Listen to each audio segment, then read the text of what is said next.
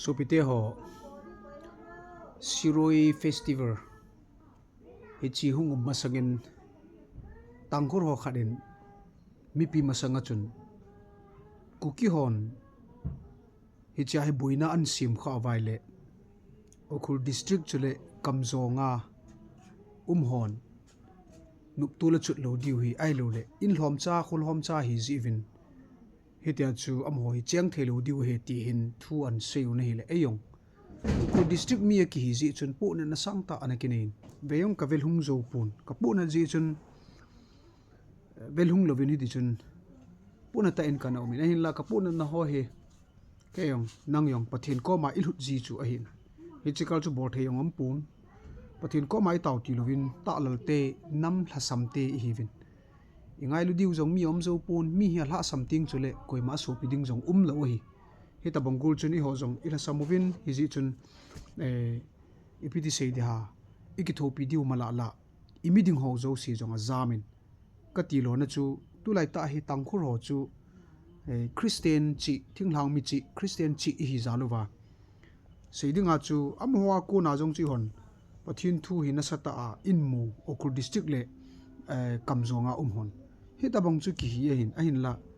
vejuya ding le amhon kasupite pu na ta lung agyal diu ham iti jing lain amho zo pin ipu na diu ilung na diu tam ta ya bolun hi the lang hi le tu lai ta ong ki do pi la ta chu na sa ta ai chu kha do chu hin ka gyal dolina bol khil he ovin ji chu tu lai ta char si zat ki gol ha a hawini zat ki su sia nu naw chapang zat hi ki chip na a iti sei de ha vanu ya dinga ki thana gimnei pina mi lol ki tana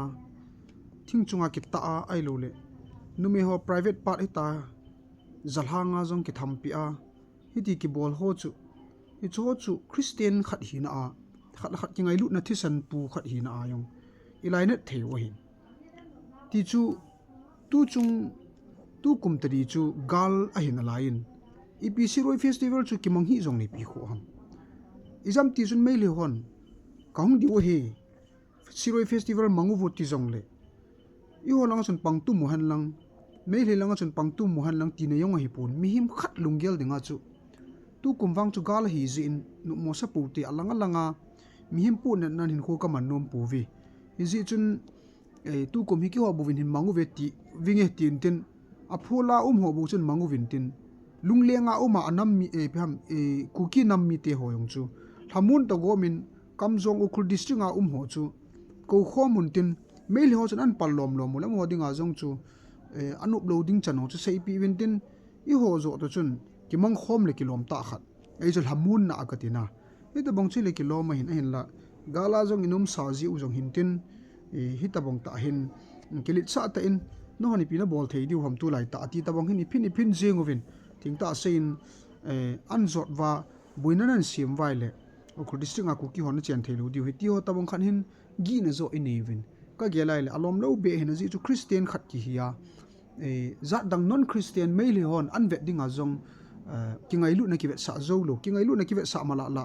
a bol wal vai le kan no do diu hi ki hon tu hin ni ti hin katam zo ve ti ho ta bang tha na su bol na ba chun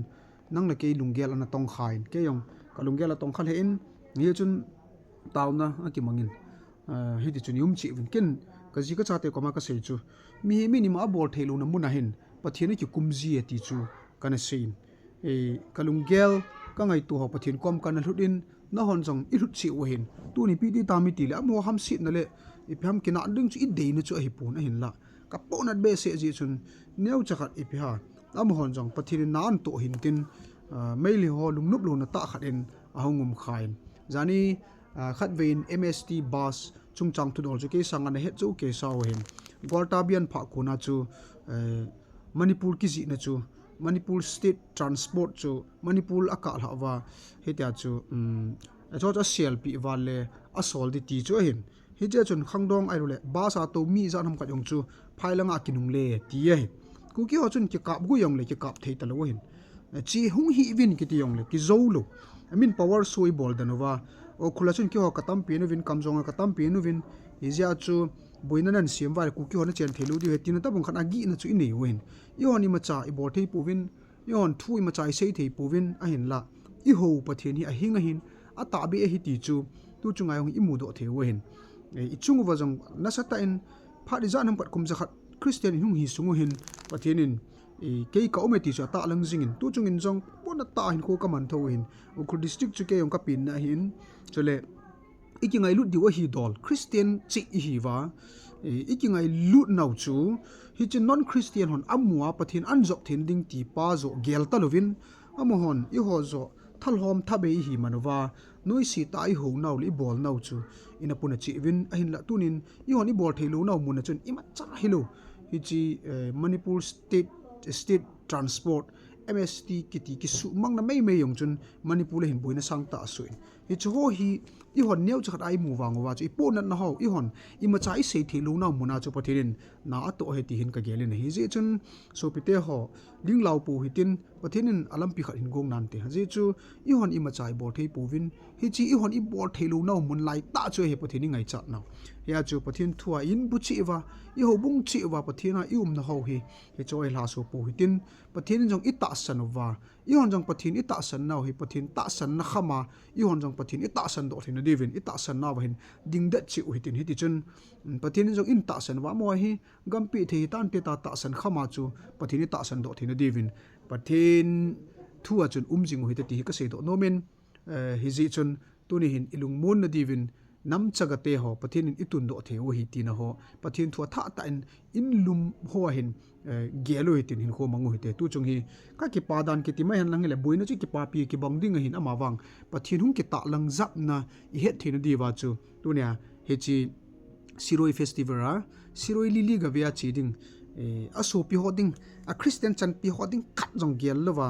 ki hon ka bol thewin ki ho tu lai ta ku ki hon pi bol dham ti na ta banga to kom chu siroi festival chu ki mang hi jong ni pi kho am galu ma hi ta amo che ki het thi mo wa boina nei te ni ko ma cham na sim ding le